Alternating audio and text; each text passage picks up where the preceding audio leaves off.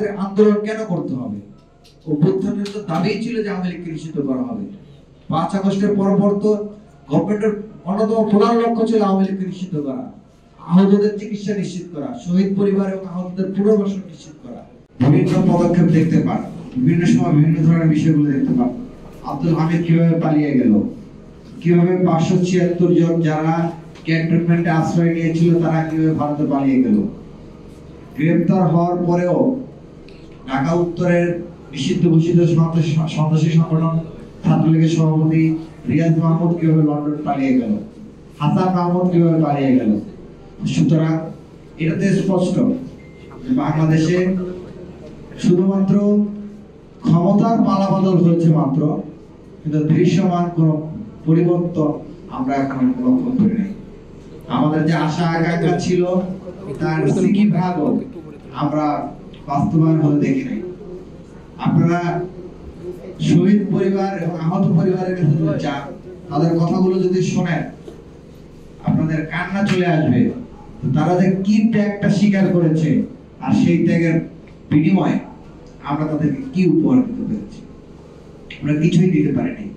আমরা সেই আগের বাংলাদেশে আমরা এখন বসবাস করছি, সেই আগের মতোই হেলমেট বাহিনী, রামদা বাহিনীর দৌরাত্ম্য, রাজনৈতিক অঙ্গনে সেই হানাহানি যেরকম আছে ঠিক একই রকম প্রতিটা ক্ষেত্রে ক্ষেত্রে দুর্নীতি, নিয়োগ বাণিজ্য, টেন্ডার বাণিজ্য, দখল, চাঁদাবাজি এগুলো চলে আসছে। এগুলো বন্ধ করার ক্ষেত্রে কোনো ধরনের পদক্ষেপ সে ধরনের দেখা যাচ্ছে না। অত্যন্ত দুঃখজনক হলো সত্য, যেই গুম এবং আয়না ঘরের প্রতিবাদে আমাদের অভ্যুত্থানটা হয়েছিল আগস্ট পরবর্তী সময়ে, আমরা কয়েকদিন আগে একটা গুমের ঘটনাও দেখলাম জগন্নাথ বিশ্ববিদ্যালয়ের একজন শিক্ষার্থীকে কিভাবে 26 ঘন্টা গুম করে রাখা হয়েছে ডিবি অফিসে। তো আমরা চাই সমাজের সামগ্রিক পরিবর্তন, দেশের সামগ্রিক পরিবর্তন। আমরা এমন একটা দেশ বিনির্মাণ করতে চাই, জুলাই ঐক্য এমন একটা দেশ বিনির্মাণ করতে চাই যে দেশে ফ্যাসিবাদের কোনো জায়গা হবে না। প্রতিটা জায়গা থেকে, প্রতিটা ইঞ্চি থেকে ফ্যাসিবাদের বিষ বাষ্প আমরা মুছে দেব। তো সেই লক্ষ্যে আপনারা জানেন গত 10ই মে সন্ত্রাস বিরোধী আইনে আওয়ামী লীগের কার্যক্রম নিষিদ্ধ এবং নির্বাচন কমিশন থেকে তাদের নিবন্ধন স্থগিত করেছে গভর্নমেন্ট।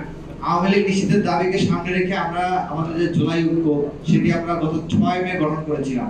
প্রায় শুরুর দিকে আমাদের মাত্র 35টার মতো সংগঠন ছিল, 35 এর কাছাকাছি, কিন্তু পরবর্তীতে 2-1 দিনের ব্যবধানে প্রায় 80টার কাছাকাছি সংগঠন আমাদের এই জোটে যুক্ত হয় এবং তাদেরকে সাথে নিয়ে আমরা যে সামগ্রিক আন্দোলন গড়ে তুলতে পেরেছিলাম তারই একটা ফসল হিসেবে কিন্তু আওয়ামী লীগকে গভর্নমেন্ট নিষিদ্ধ করতে বাধ্য হয়েছে। কিন্তু আপনার গভর্নমেন্ট আওয়ামী লীগের কার্যক্রম নিষিদ্ধের যে সিদ্ধান্তটা দিয়েছে সেটা কিন্তু জুলাই ঐক্যের যে দাবি, সেই দাবিকে পুরোপুরি ধারণ করে না। সেই জায়গা থেকে আমরা সরকারের এই সিদ্ধান্তটাকে পুরোপুরিভাবে গ্রহণ করতে পারিনি। তারপর আমরা তাদেরকে স্বাগত জানিয়েছিলাম। সরকার আওয়ামী লীগের কার্যক্রম নিষিদ্ধ করে যে গেজেট প্রকাশ করেছে, সে অনুযায়ী আওয়ামী লীগের সহযোগী সংগঠনের কার্যক্রম এবং এর সাথে অন্তর্গত ব্যক্তিদের বিরুদ্ধে যে ব্যবস্থা নেওয়ার কথা ছিল, সেটি এখন পর্যন্ত প্রায় আজকে সপ্তাহ একটা অতিক্রম, প্রায় 1.5 সপ্তাহ অতিক্রম হতে চলছে, কিন্তু এখন পর্যন্ত আমরা কোনো কার্যকরী পদক্ষেপ কিন্তু আমরা দেখতে পাইনি। সন্ত্রাসী সশস্ত্র জঙ্গিরা কিন্তু এখনো বিভিন্ন জায়গায় মিছিল করার মতো দুঃসাহস তারা দেখিয়ে যাচ্ছে। গেজেট অনুযায়ী কথা ছিল যে আওয়ামী লীগের যত সহযোগী সংগঠন আছে যারা এই গণহত্যায় সহযোগিতা করেছে, এই হত্যাকাণ্ডে আওয়ামী লীগের ফ্যাসিবাদ হয়ে উঠতে যারা সহযোগিতা করেছে, তাদের বিরুদ্ধে ব্যবস্থা গ্রহণ করা হবে। কিন্তু 1.5 সপ্তাহ অতিবাহিত হয়ে যাওয়া সত্ত্বেও এখন পর্যন্ত 14 দল যারা গত 15-16 বছর যাবৎ আওয়ামী লীগকে ফ্যাসিবাদ হয়ে উঠতে যারা সহযোগিতা করেছে, ফ্যাসিবাদ হওয়ার যাবতীয় রসদ জুগিয়েছে, যারা ফ্যাসিবাদ হওয়ার মূল জ্বালানি এবং শক্তি ও অনুপ্রেরণা দিয়েছে, তাদের বিরুদ্ধে কোন ব্যবস্থা এখন পর্যন্ত গঠন করা হয়নি। আপনারা জানেন শুধু জুলাই আগস্টে নয়, গত 15-16 বছর যাবত সচিবালয়ে আমলা ও প্রশাসনের কর্মকর্তারা যেভাবে শেখ হাসিনার হাতকে শক্তিশালী করেছিল, ঠিক একই কাজে কিন্তু এখনো তারা সরকারের ভিতর থেকে বিভিন্ন তথ্য এই খুনিকে দিয়ে সহযোগিতা করছে এবং যোগাযোগ অব্যাহত রাখছে। প্রায় 2000-এর অধিক ছাত্র জনতা জীবন দিল, শহীদ হইল, 31,000-এর অধিক ছাত্র জনতা আহত হইল, পঙ্গুত্ব বরণ করলো, রক্ত দিল। এই রক্তের পরবর্তী সময় আমাদের সব থেকে বড় ব্যর্থতা হচ্ছে যে আমরা একটা বিপ্লবী সরকার গঠন করতে পারিনি, যে কারণে এই সুযোগটা কিন্তু আওয়ামী লীগ লুফে নিয়েছে এবং দেশের বিভিন্ন স্থানে আওয়ামী লীগকে পুনর্বাসন করার জন্য যেভাবে বিভিন্ন রাজনৈতিক দলগুলোর মধ্যে প্রতিযোগিতা শুরু হয়েছে, একই সাথে কিন্তু সরকারের আমলা এবং প্রশাসনিক কর্মকর্তারা তাদেরকে সহযোগিতা করছে। তার পাসপোর্ট তার ঘরে যেয়ে বানিয়ে দিয়ে এসেছে। তারপরে সাবের হোসেন চৌধুরীকে তো জামিন দিয়ে দিয়েছে। তো এরকম অসংখ্য এমপি যারা বিশেষ করে জুলাইয়ের 15 তারিখের পরবর্তীতে আওয়ামী লীগ গণহত্যা সংঘটিত করেছে, সেই গণহত্যা কিন্তু এরা সামনে থেকে নেতৃত্ব দিয়েছে। শুধু তারা যে নির্দেশনা দিয়েছে তাই না, অনেকে কিন্তু অংশগ্রহণ করেছে রাজপথে, গুলি করতে দেখা গেছে অনেককে। কিন্তু এরকম অনেক এমপি, মন্ত্রী, উপজেলা চেয়ারম্যান এরা কিন্তু এখন দেদারসে ঘুরে বেড়াচ্ছে এবং বিভিন্ন রাজনৈতিক দলের আশ্রয় প্রশ্রয়ে, বিভিন্ন প্রশাসনিক কর্মকর্তাদের আশ্রয় প্রশ্রয়ে তারা বেড়ে উঠছে। তো তাদের ব্যাপারে কিন্তু কোনো ব্যবস্থা গ্রহণ করতে আমরা দেখছি না।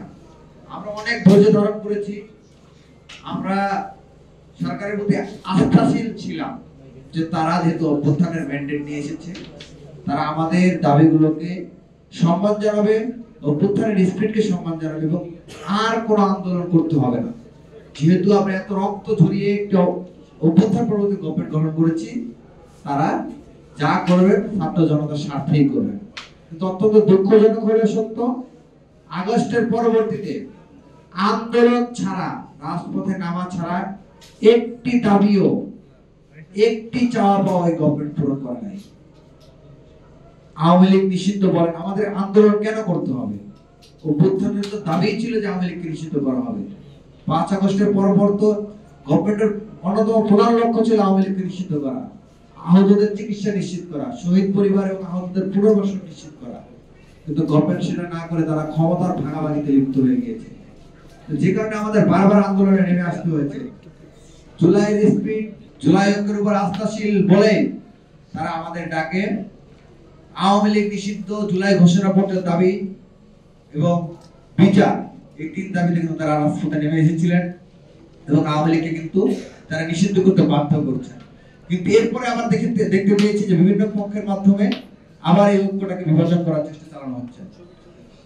তো আমরা হুঁশিয়ারি করে বলে দিতে চাই, আমরা যেই দাবিগুলো জানিয়েছি সেই দাবিগুলো যদি মেনে নেওয়া না হয়, ফ্যাসিবাদের দোসরদেরকে যদি প্রশাসন থেকে অপসারণ করা না হয়, যে সকল ম্যাজিস্ট্রেট সহ কর্মকর্তারা যারা আপনার ছাত্র জনতার উপর গুলি চালিয়েছে তাদের উপরে যদি ব্যবস্থা গ্রহণ করা না হয় এবং গভর্নমেন্ট যদি একইভাবে চলতে থাকে, তাহলে আমরা এই গভর্নমেন্টের বিরুদ্ধে প্রয়োজন সাপেক্ষে কঠোর আন্দোলনে নেমে আসতে বাধ্য হব।